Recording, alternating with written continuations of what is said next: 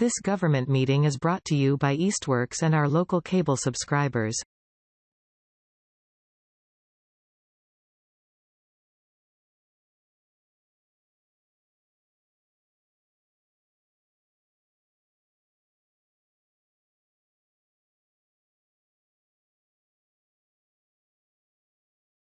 So welcome everybody to the August Commission on Disability meeting. The first thing we need to do is public speak, but there's nobody here for that today. And doing roll call, right? Leslie said she was going to be here, so she's probably just running late. Okay. Country. You can't hear me? Okay, I can enunciate better. So did anybody have any oh wait 1 second. Hi. Hello. There we go. Hi.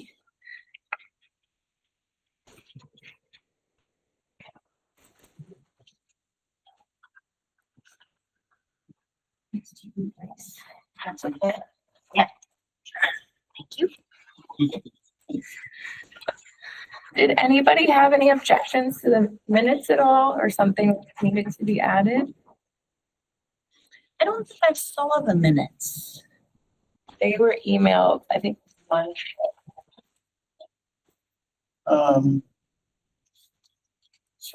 They were in a separate email. I must have missed that. Might be on different things. Yeah, they definitely posted them. Well, we can come back to that since we have our speaker here from CSO. Did you want to take it away, Amber? Sure. Hi, my name is Amber Gahn. I am the Senior Director for Emergency Services at Clinical and Support Options, or CSO. Our main office is located in Northampton, but I am the Senior Director for Emergency Services in Hampshire County. So we generally cover Hampshire County. The boundary lines are drawn by the state. It's roughly Hampshire County with a few outlying towns. So we do cover Easthampton. Emergency services covers essentially what people would consider crisis services or emergency mental health services. So one of the teams that I oversee is our mobile crisis team. So Angelique asked me to just join you today to talk about our mobile crisis team, the services that we offer, as well as our 24/7 mental health crisis hotline that we run for the county. So we do have a 24/7 hotline that is accessed through a local number. It's the 413-586-5555 number. So anyone in our area can access support through that number 24/7. That is an anonymous line. So we say anonymous. If people do have caller ID set up on their phone, their names will pop up on our phones, but otherwise we don't have a way to track numbers. We are not a hotline that records calls. That does make people feel better when they're just calling for support. The crisis hotline is a way to access both immediate sort of phone support as well as request for dispatching our mobile crisis team. Our mobile crisis team is master's level clinicians, so social workers, marriage and family therapists, mental health clinicians that respond to the community when anybody is in a mental health crisis.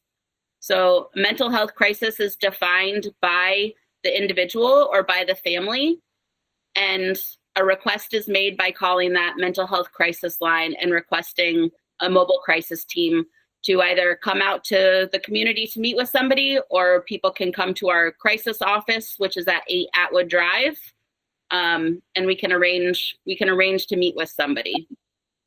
The goal of a crisis assessment, it's a one-time meeting with a crisis clinician, or sometimes a team will come out. And the goal is to really figure out what is happening right now in that moment or in that time frame, that is causing the crisis and how we as the crisis team can help maintain safety or put sort of supports around the family, around the individual to keep somebody safe. So if we sort of think of like medical urgent care, like the urgent care or the emergency room isn't your ongoing medical provider, the crisis team is sort of the mental health urgent care. But we can come to you. People don't have to come to us. That's my very like brief explanation of what the crisis team does. We do serve all ages, anywhere from, you know, very small children. I think the youngest person we've seen in my time at crisis, which has been over a decade, is a 3-year-old, all the way up to, you know, geriatric patients that are living in the community, living at assisted living places. Again, we serve individuals, we serve the families.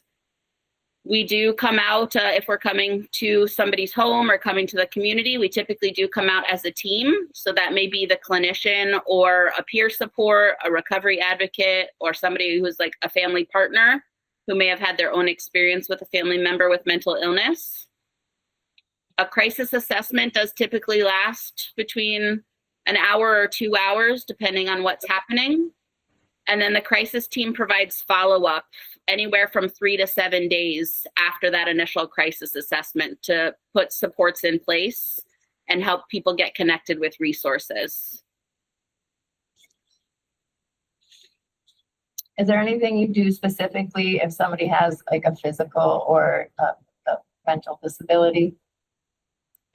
There's no specific services that are, we don't have any specific teams designed, like a specific team designed or services designed for people with a physical or mental disability. We do have assistive devices that we can bring with us. We have language devices. We have iPads if that's something, if somebody needs like assistive language devices to use. All of our staff have a set of trainings that they're required to use or required to take at certain intervals as far as learning disorders, autism spectrum disorders. But we do not have any like specifically trained teams for working with people with disabilities. Because we meet with people in the communities and we meet with people in our homes or in their homes, we are able to come to them, so that really accommodates, you know, the people with physical disabilities. If it means getting people to like a certain level of care, we can utilize public services. We can use ambulances if people need transports. We can order, you know, PVTA transport and work with community services to get people transported to places. We do have access and connections with other community services if we need to, even though we don't have those direct services like through CSO. You mentioned the hospital, but you also mentioned 8 Atwood Drive. So does that kind of do the same thing, going through the ER? And so the hospital is separate. The crisis team, 8 Atwood Drive is the community behavioral health center for Hampshire County. So that is the walk-in community behavioral health center for people living in Easthampton and Hampshire County. Anyone can walk in to 8 Atwood Drive to get behavioral health or substance use services 7 days a week to 8 Atwood Drive. That's also the walk-in crisis center 7 days a week.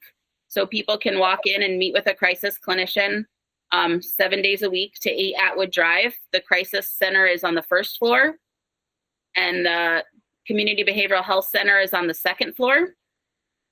So the Community Behavioral Health Center is 8 a.m. to 8 p.m. Monday through Friday. People can walk in to get connected with outpatient services. It froze. Is 8 Outlook Drive, is that also where physical therapy? Yes, Cooley Dickinson Physical Therapy is on the first floor. Yeah, if you go through the double doors, like the 2 sets of double doors, the physical therapy is straight ahead and the crisis office is to the left before you get to the double doors. Yes, same building, exactly right. So it's all housed in that one location. So the crisis office is there for walk-in crisis assessments, and then the outpatient services for walk-in sort of longer term services are in that same building. And then the hospital's a little bit different. So the hospital, Cooley Dickinson is a separate entity. If people need emergency care, so if they need emergency medical treatment, or they're in such a mental health crisis where they sort of need to be in a contained setting, so they need, you know, maybe medication administered to help contain them, or they need to be sort of in a setting where they need to be around doctors and nurses. Sometimes the emergency room is the best setting for people. We do have clinicians that are contracted with Cooley Dickinson. It's separate from our mobile crisis team because they're in the hospital, but Cooley Dickinson does contract with CSO. And sometimes the result of the mobile crisis team meeting with people in the community is that a person needs to go into the hospital, or they choose to go into the hospital maybe to get medications changed, or for safety, they feel like the best place for them is to be in the hospital for a few days. The crisis team can help arrange that.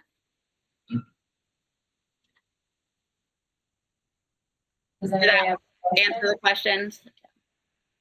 That was helpful for my question, yes. Very helpful for mine.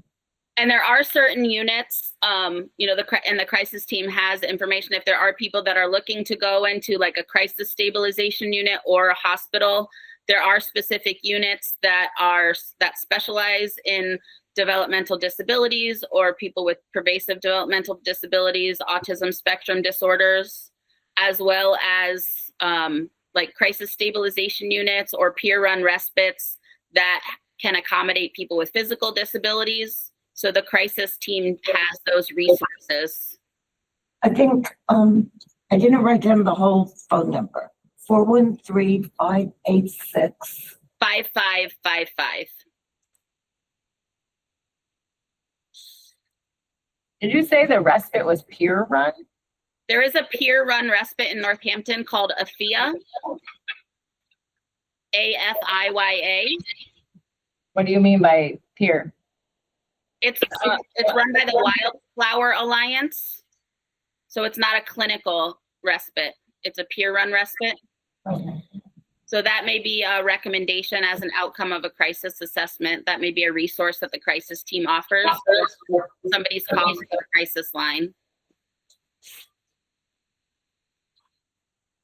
Is that part of emergency services? No, it's just a resource. The crisis team offers or has information about a lot of resources, such as food banks, emergency shelters. But if people are calling looking for extra support, for example, the peer-run respite in Northampton, AFIA, is a peer-run respite that can accommodate people with physical disabilities. So, for example, that's information that the crisis team would have for somebody calling the crisis hotline. Okay. Do you have any questions on that end? No.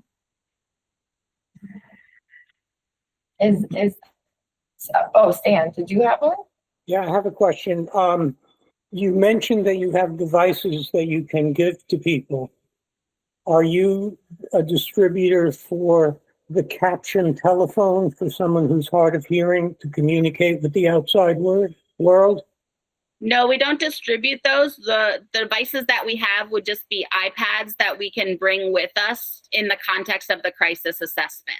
Because I believe those caption telephones are available at no cost to the end user.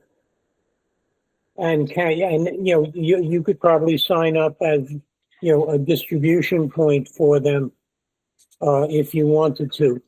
I think it's a, ingenious device. That's great. We do have a technology department that helps people get devices. So I'll certainly pass that on and ask them to look into that. Okay, thanks. Thank you. If that's it, but then that was great. Thank you. I appreciate it. Yeah, if anybody has questions, that crisis line is answered 24/7. You can also call it to just inquire about resources or inquire about services. If people want to see like what the crisis center looks like, to know like if you or a family member may need the crisis center, but sort of want to dispel sort of what it looks like and, know that it's not sort of a scary place, or see what it looks like in case you do need it, you are welcome to stop by and walk in to see what the Community Behavioral Health Center looks like at Atwood, or see what a crisis interview room might look like if you do need it. Sometimes that helps, especially for people with some anxiety disorders or people that need routines, to sort of get familiar with it ahead of time if families think they may need it. And you can call the crisis line anytime just for questions also. Stan, go ahead. Hi, I go to the physical therapy department at 8 Atwood several times a week. I might just pop in and say hi on my next visit. Yes, please do. You can say Okay. that I spoke here, Stan, and that, I invited people to Sure. stop by and see the crisis office. I will do that. Great. Thank you. Thank you, Amber. Yeah, bye. Bye. So I just wanted to explain that I was trying to have both hotlines come, so the 988 hotline and CSO, because the agenda had the wrong person on it. So 988 is the one that agreed originally to come, and I couldn't get a hold of CSO, so I just put one down, and then that one backed out because they got the wrong day, and then this one filled in, and so it's kind of I have to submit the agenda like the Thursday before the meeting, like a week before. So then I can't change it. Like I couldn't update it. So if anybody's confused, I know that Amber was thought that I thought she was 988. So like she was a little worried about coming, but so we cleared that up. All right. So no questions, comments about that? We're good? Okay. And we're not missing anybody, correct? Not that I can Right. think of. No. I will add, I think Maddie can concur on this. You can edit the agenda 48 hours in advance. They never told me that. So on the Thursday, as long as Monday, before end of day Monday, you can let the city clerk's office know, and they'll highlight changes on the Okay. agenda. Well, I didn't know till yesterday that she aired, maybe the day before, but that's good. Why do they keep secrets from me like that? It's better usually for everybody, including the public, the longer lead time, like you do still want to get your agenda in on Yeah. Thursday, the week prior, that way weekend everyone can see it, Okay. but you can make changes. I think the preference is just that, like by law, like to meet open meeting law, we Yeah. have to have something posted so the public can see that you're meeting and generally what you're meeting about. But yeah, if you ever have any changes, like Dylan said, please, reach out. We can. Oh, but I did reach out and they told me, no way, Jose, but Oh, I'm it wasn't me, gonna I challenge it this time. I'm gonna challenge it. All right. Thank you. That's important information. All right. I'm gonna look at our agenda. So the next thing, Connie's not here. She didn't say she was coming, but, okay. So the accessibility ordinance update, what do we want to say about that? So we're meeting, Eli and I are meeting with the Chamber of Commerce with, right. City Councilor Connie. We're meeting, I think it was the 26th. With Connie Williams. Yes. The 25th? Yeah. Okay. And that's just, the last time we reported back that we had met with a different Chamber of Commerce. That's the LGBT. LGBT Chamber of Commerce. Mhm. Yep. And they said that they wanted to help with, getting businesses to list what kind of accessibility options they have. So part of that was, I would like to, you don't have to answer right now, but I'd like to create a subcommittee so that we can start making a list of accommodations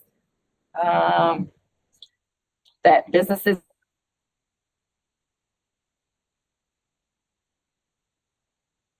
like a helpful little sheet for the businesses. It obviously, we're not going to think of every disability out there, but one of the reasons why I like everybody so much on this thing is like we all have different experiences. Like even though I'm the chair, I don't know everything. There are plenty of things that you guys are better than me at, and like I really want to harness that going forward. So if you're interested in being the subcommittee, I would say it'd be like an hour or two a month. Yeah. Okay. And we'll just find a time to meet that works. Stan, are you asking a question or volunteering? Volunteering. Got it. Okay. All right.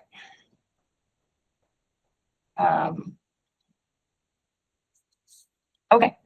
So As long as they're doing remote access on their meetings. as long as it's what access?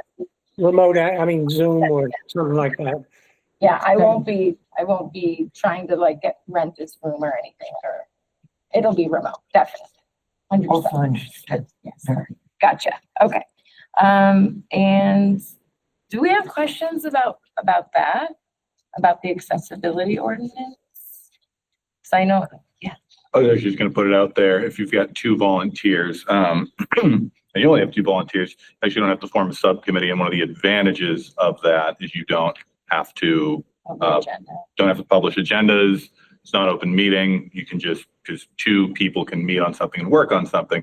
Once you get to 3, now you have to Unofficial, publish it and all of that. So something to consider if there's not a whole lot of people looking to jump in. There's an advantage to 2 people kind of doing a lot of legwork.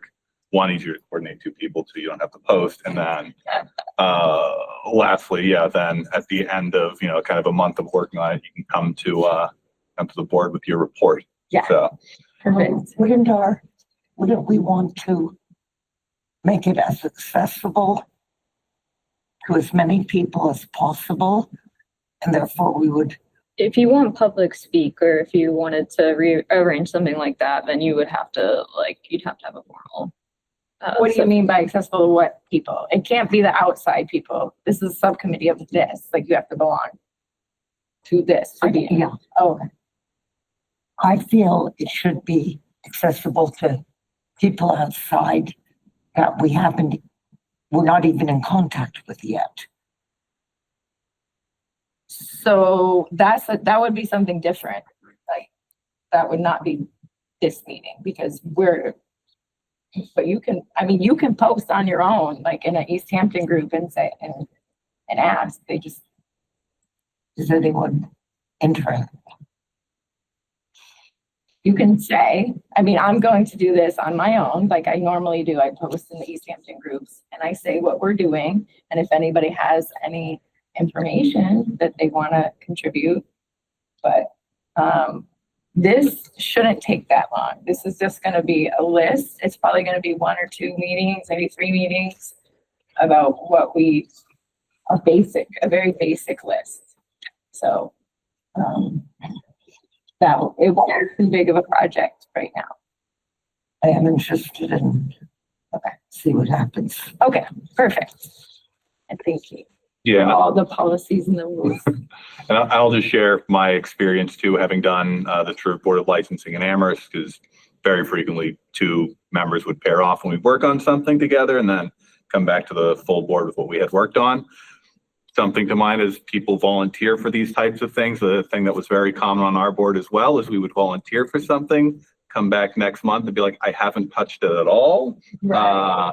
So if you step up and you try to do it and you realize you don't have the time, it happens to every board. Don't deter you from trying. Give it a shot. If you can't do it, come back to a meeting like, I tried it. Who else is up? Turns out didn't have the time in my schedule for it. Question for you. How accessible are any of these meetings from abroad? So These ones? Remote access, like from London. Oh, perfectly accessible. If someone wanted to connect right now from London, that would be no problem. It's on the city website. They can find it on our agenda. Link to click in is there. So yeah, it's all very, very easily accessible. Google Meet makes it you can connect anywhere from the world. I will probably test it next month. Okay. Perfect. Time zones. Yep. Thank you. Yeah, so do we have comments and questions about the ordinance?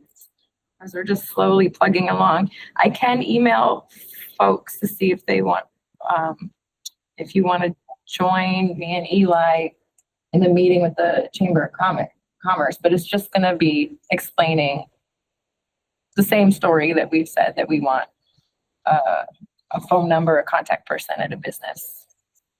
So, but, okay. All right, we will go to the next thing. So Stan, do you have any current events? No, actually, it was a very dull publication this week from Disability Scoop. You said no. Nice. Okay, all right, we'll skip over that. Okay, so as always, we mentioned that we have 5 slots for new members. Does anybody have somebody that is interested? I know a couple of you did, but I think they trailed off. Angelique, is Jeff still on the board? That's what I was just. That's who's been missing. That's who's been missing. That's what I was Yes, just I about to knew text somebody him was and not ask here. What are you doing? Oh my goodness. Thank you. Oh my goodness.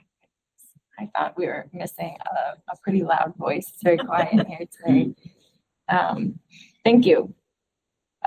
Right, so we have 5 spaces, and then going forward, isn't I can't even think of the word, farmer's market will be inside coming up soon, right? In fall, is it inside? I'm not a October farmer's market guy. I think it's October, starts being in the Eastworks building. Okay. So, can't hear you. October, The first meeting where? the Keystone or Eastworks building. Up at the mills. Yes, So I can't reach it. Okay, and so again, it's a big ask to have Jeff folks. said he forgot. That's okay. He's got stuff going on. So, it is a big ask to have you guys volunteer on a weekend to sit there and recruit people. It can be a little lonely. Not everybody comes over, but if you're the type of person that likes talking to people, then please let me know. If I'm here or if you want to pick me up so that I could reach it, very interested. Thank you. And then is there anybody here that has a future speaker idea, a request? Something about a disability we haven't covered or learned about maybe?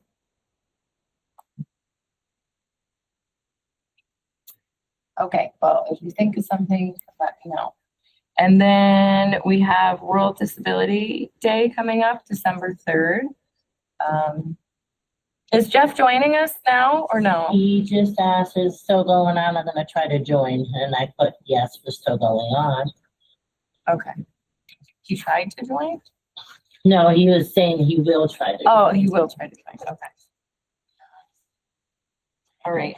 Is there anybody here that has new business that's not on the agenda that you want to make sure we put on next month's agenda? Okay. All right, so we haven't seen you in a while. What you been doing? Not much. Not much? I'm sure you're doing a lot over there.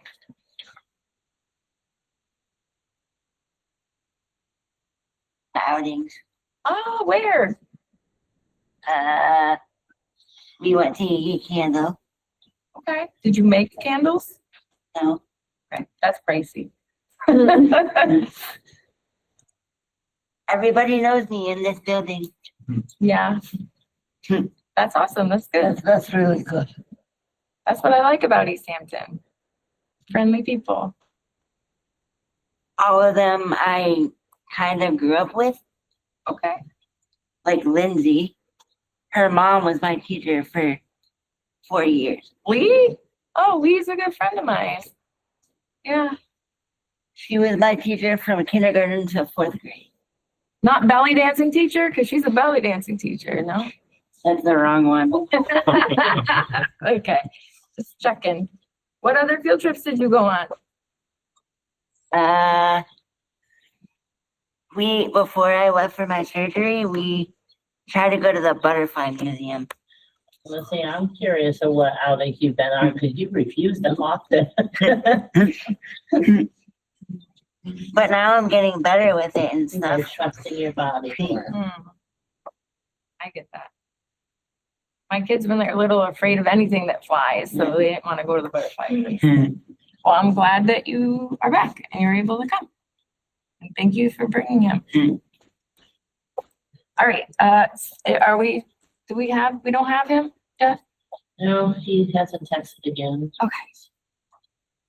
Okay, so back to World Disability Day. Do folks have energy to do something? I do. Okay. The only thing that was brought up in the past, I don't even know what we would do or where we would do it,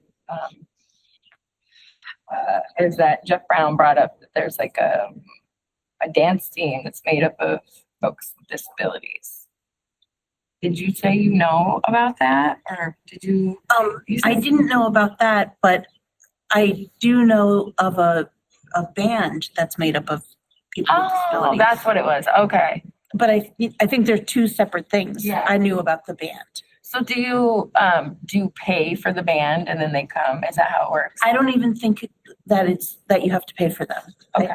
I'm not 100% sure about that, but I think that they perform for free. Do you know what they're called? Friendship Band. Okay. They're going to be performing at Transformance. Oh, is it through your work? Is that where the band's through? Yes. Okay. So get Through Whole Children and Milestones. the what I think I used to go to. I think that's how I met her. Yep. Yeah. Was from Whole Children and everything. Okay. Yep. I thought you were volunteering to dance.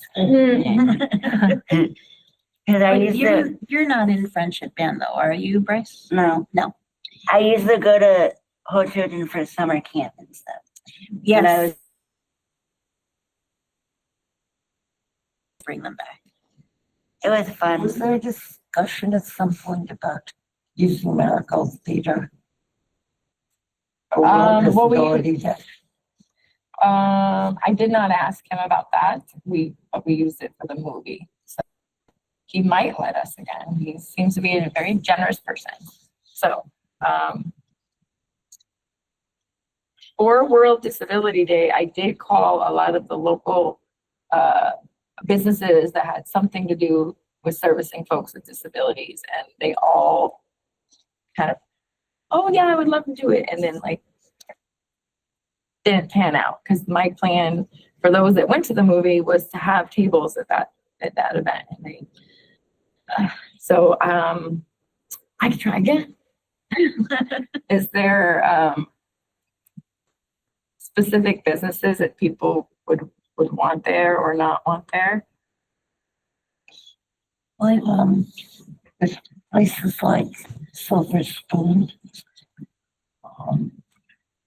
It wouldn't be pizza like, place next to it. it wouldn't be like that. It would be places that have materials around if they're tabling. So Silver Spoon, like I couldn't have like a place that you have to pay to eat.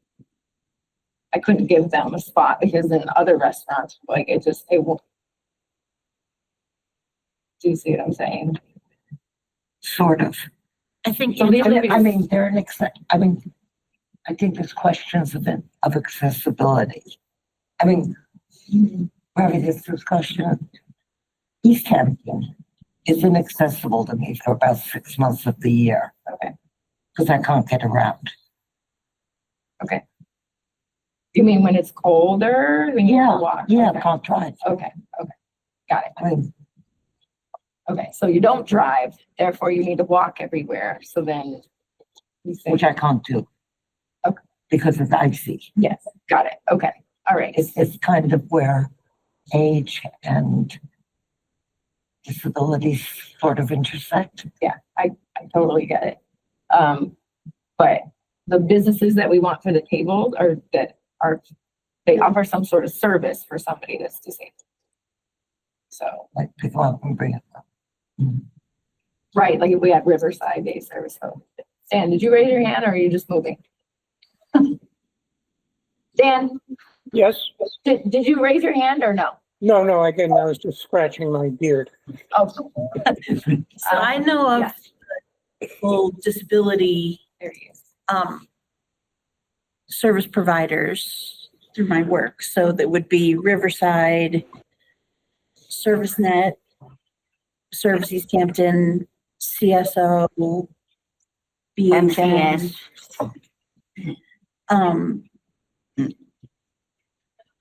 And then maybe the Council on Aging might want to come. Yep.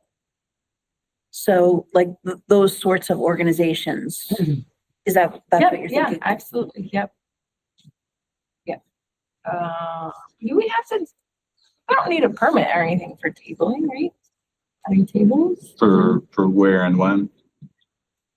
Like if it was in the marigold, like we don't, there's nothing, No, there's if you no wanted, laws around having a bunch of people, businesses come in, right? no, if you're doing it at a private space like that, yeah, it's just up to you guys. Got it. Okay. If it was in the park, is that a different story? Worth reaching out to John Mason, to see if you need anything, depends what you're doing. And it maybe not necessarily a permit, but just a renting of the space. So that way you have it in reserved. December.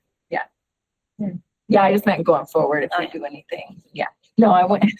Not to say that. Angela, you know what? Yeah, go ahead. When we were living in Easthampton, when it snowed, I couldn't go to Riverside because where we live, I lived with my cousin's family in my aunt had a apartment on the second floor and the driveway was really snowy. Yeah. So every winter when it snowed really bad, I had to stay home and not go to Riverside because the sidewalks were bad. Yeah, same. My driveway's huge and my neighbor we have a shared driveway and just plows like her half. And then all the snow goes onto my side. So then I'm just stuck inside or I'm out there dying. Emily, an example of how friendly Easthampton is. Yes, Jeff. Yes. Hi, Jeff. Hi. Yeah. So I don't, as far, I'll put do you have any ideas for World Disability Day in December? World Disability Day. I mean, my standing thing is like Brookshire Music Academy or, or some sort of performance thing. Can you tell me about Berkshire? Yeah, it's a school with for folks with developmentally disabilities, and they have a music, dance, theater focus. I can link to their website. I don't know a whole lot about them. I think they've performed locally for stuff like Cultural Chaos or Where are they? like that. I'm at my PC. Let me look that up. I can add Show Circus Studios. Do they have a team of disabled folks? They were trying to some years back. I don't know how that's gone right now. Okay. I could ask Tara, who's my daughter, and who is. Okay. Right. So they are let me see, where's their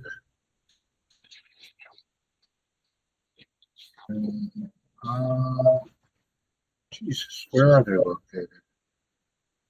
Well, while you're looking for that, I was going to bring something else up. So I mean, I'm probably behind on the ball, but I just realized like a week ago that there was somebody else running for mayor. And when I was watching their video saying that they wanted to help, like it made me think about all the snow problems, right? And so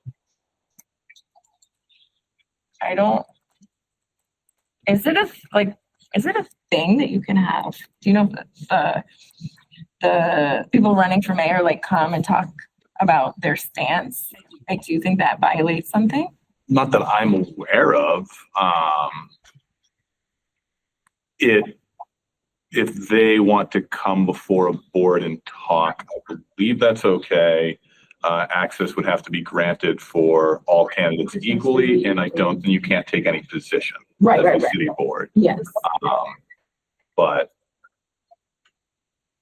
it's one I don't want to say offhand, absolutely do it. Okay.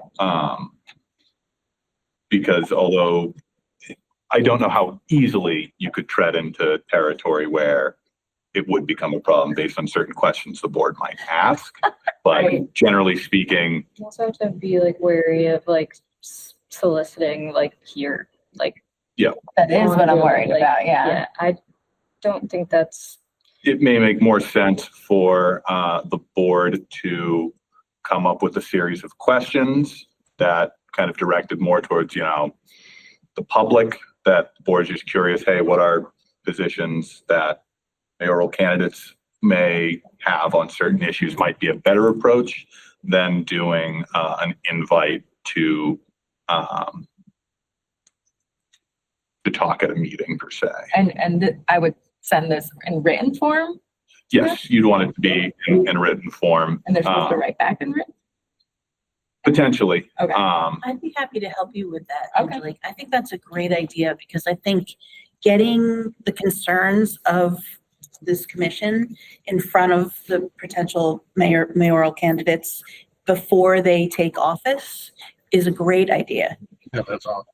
Could also consider working with like local like news like media outlets as well for like, you guys do get answers saying like, oh hey, Commission on Disability prompted the mayoral candidates with these questions and here were the like results or here, here are the questions. Yeah, I'm happy to help you with that. I think we could just do a questionnaire to both major candidates and just say it's for our Facebook page. And then share it from our Facebook page to the town page and just have that. We thought, we sent a questionnaire. These were the candidates' answers. We thought you'd like to know. Yeah. Because one of the videos I watched mentioned the word accessibility. So then I wrote to them on my own about something, about the snow. And I know one of the big wishes we had, was what do you call the sidewalk clearing machines that Northampton has? Do they have an official name? The little sidewalk snow plows? Those little tractor things. Yeah, they're so cute. They do the job. And I know, Eli, you're very passionate about those sidewalks getting cleared off, right? Yeah, I mean, I think the city should take responsibility for it and treat it the same as the roadways. Yeah. The only other advice I would also give is if members here are affiliated with a non-city organization that maybe does some overlapping work or overlapping goals, you may be better suited to take that as the avenue as opposed to the city commission, just because even if you're asking neutral questions, I can see it. That's what I'm worried about. I can see it quickly going. Again, I've seen it done, but it's just, I think what you might find is that in trying to not run afoul of open meeting law, of not taking positions in the city organization, you quickly find you're asking basically no important questions and taking no important positions. So it may make a lot more sense if you folks are involved with other non-government organizations within the city to kind of go through that. Then whoever's on those committees or those groups, kind of facilitate a discussion. And you folks all as residents in the city can work through that rather than through this board. Okay, Would be my recommendation for an approach. that's helpful. Thank you. Welcome. Jeff, did you find it where they are out of? Oh, South Hadley. Oh, so they're not in the Berkshires. No. Got it. And the word is sidewalk snow vehicle. Thank you. Yeah. I had Googled that as well. Thanks for being the handy dandy guy. Yeah. Okay, and you said they have dance teams, right? You just don't know much about it. Yeah, I'll email you. I mean, they have comprehensive programs for a lot of things. It's a full residential. It's a residential or day program that with an emphasis on performing arts as what they do. And I think they have a little bit of everything. I've seen them perform before somewhere, and they're good. But, so that would be a local resource with disabled performers if we wanted to, find something to put at the Marigold, because that's a great space to hold events. I love it. I don't know. Yeah. Okay, thank you. And then the only other thing I just remembered I wanted to bring up under new business is that we had made the public service announcement about snow in the past and about snow removal in the past. And it's been a couple of years. We were supposed to make an updated one because I believe the imaging in that video is from Northampton, so it's not even snow from Easthampton snow. But that was Jeff Bagg helping us orchestrate that. That is not something, I've picked up since Jeff Bagg has left. But Stan, didn't you work for I can't even think of it. Easthampton Media. Oh my mom brain. Okay. Yeah. Easthampton Media. Yeah, you Right, they did all the video. This was originally done, I think through the senior center. When, what's his name? No, maybe it wasn't the senior center. the public service No, announcement. it was Easthampton Public Media, but No, I know they did the video, but the impetus to get it going was that there's another person whose name I can't remember right now, who coordinated, who got that started. Or he may have been at, nah, never mind. So I'm not sure, Eli, what changes were we hoping to make? I mean, we're gonna change the imagery out. Yeah, that was the main thing that I'm aware of that we wanted to change. Do they just work for free over there? Not usually. Yeah, that's what I mean, if we could ask them to donate their time. But I don't know what usually happened it's last paid. time. Usually it's you pay them for their services. Yeah, I mean, if they got paid from Jeff, he never said anything, right? No, I Volunteer thought that basis. they were volunteers. Yeah, They could, I mean, yeah. it certainly could have been that. Okay, so is there, on any of the topics that we talked about today, is there any comments or questions? Well, one thing I wanted to say about Easthampton Media is that any Easthampton citizen can go to their office and sign up as, a citizen member, and the staff at Easthampton Media will teach them how to use the video cameras and the editing equipment, and will loan them the equipment to go out and shoot on whatever topic you want to do. So this could be updates for the snow thing. It could be, other videos that you think would be useful. And then they would put it into their YouTube selection through Easthampton Media. And anyone who wanted to see it could connect to it, and, we could, distribute it where we want to also. Okay. I was going to ask if anyone had Jeff on Facebook, and we could just reach out and be like, hey, who did we work with and how were they paid? Right. I don't know if I do. I'm not I forget if I don't think I ever did, but I mean, I know someone who would. I could reach out to her and I don't know. I could probably friend him and or him or Megan or because that's his wife, right? I don't. Okay. Yeah. I have a question. Yeah. I'm going back to the question for the mayoral candidates, although I heard what you said about an independent entity asking them, but what do you think about just asking them the one question about, in Easthampton, we've heard concerns from people with disabilities and others about snow removal. Do you have any plans or ideas about what you might do as mayor to make the situation, improve the That sounds situation? really good. I've got a It's, contact that was Easthampton Media. It's still working 2022. And Riley, do you have that, Angelique? Well, that's a different subject. She's talking about interviewing If, the mayor, so we gotta. Yeah, I'm talking about getting it out through, getting any information out through Easthampton Media. Oh, I don't know that person. No, I don't. Okay.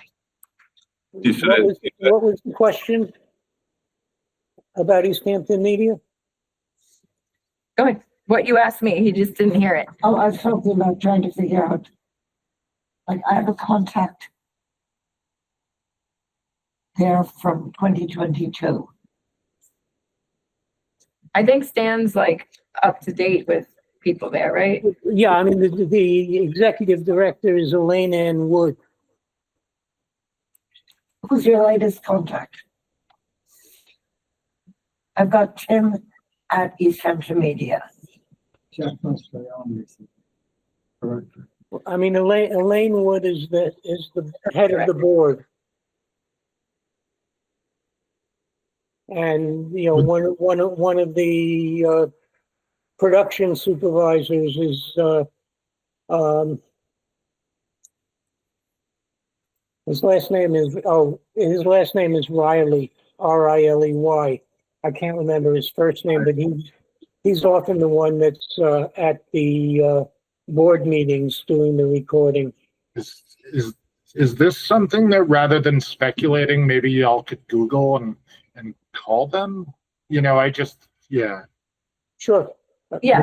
It might be good. I don't know. Okay, what specifically do we want to know? Just, is that video still available?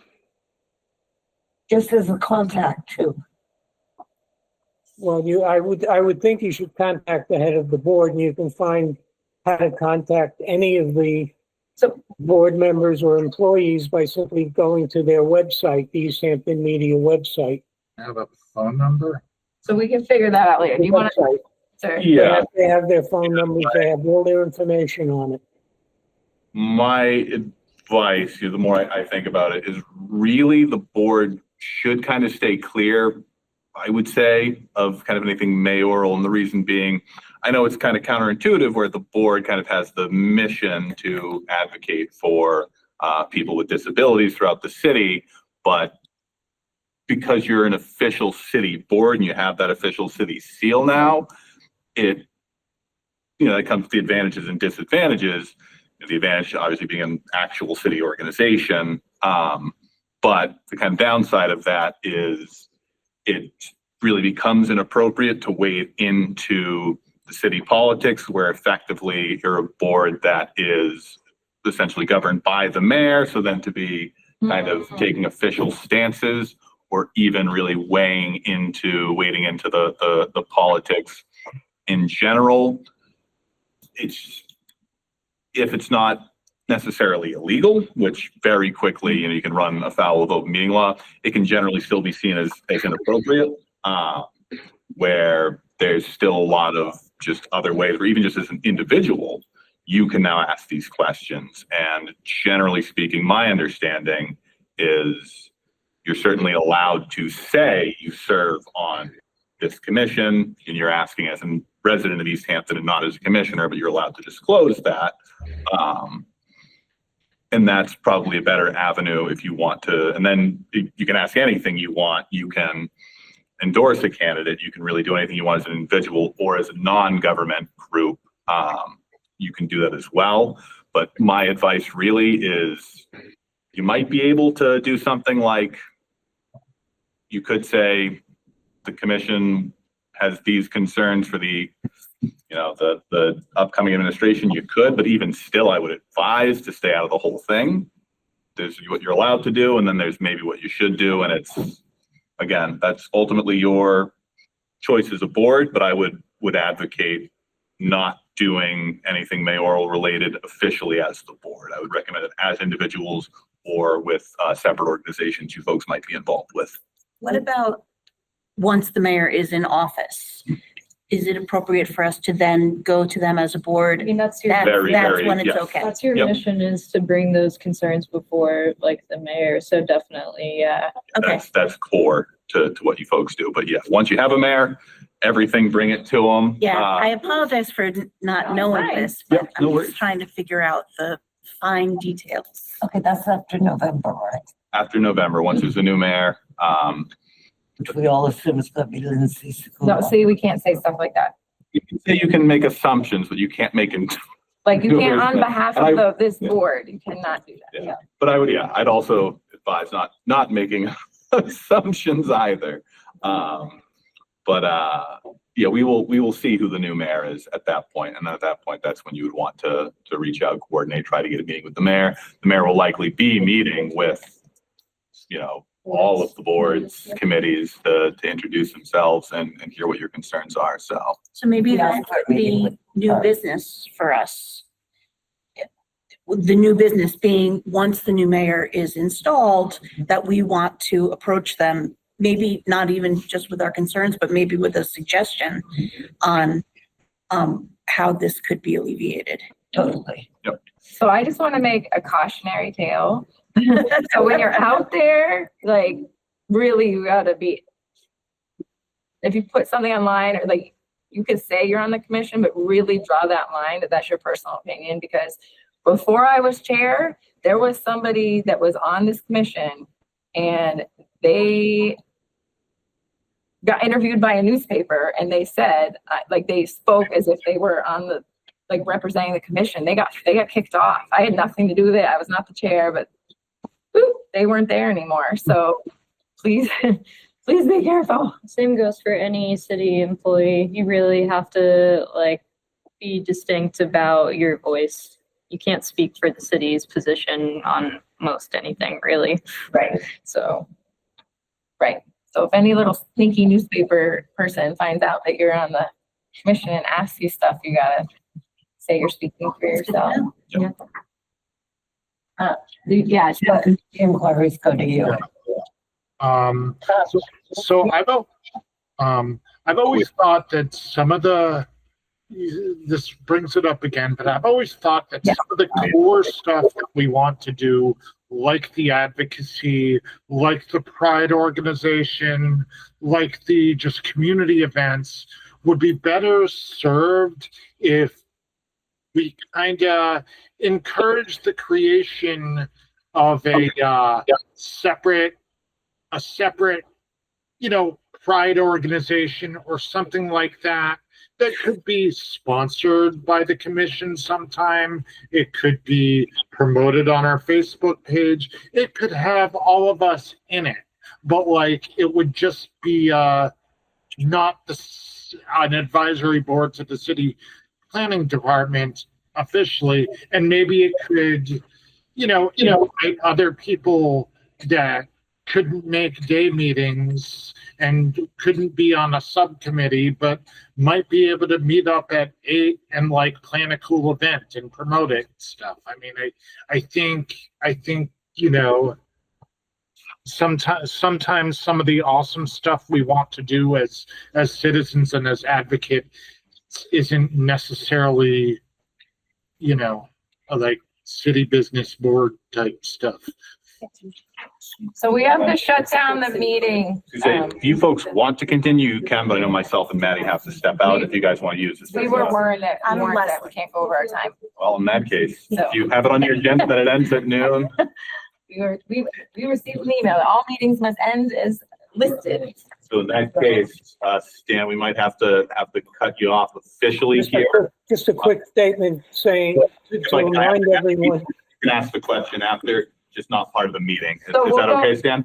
I just wanted to make a quick statement that Lindsay Sekula is probably very familiar with our board in terms of everyone who joined the board had to go through her and file an application with her. And she has been working as, the mayor's executive assistant for years, and is probably very familiar with everything we do. Dan, you can't be plugging people in. Uh, You can't be putting a plug in. your motion to adjourn? Yes, motion to adjourn. Everybody okay with it? Aye. Thank you. This government meeting is brought to you by Eastworks and our local cable subscribers.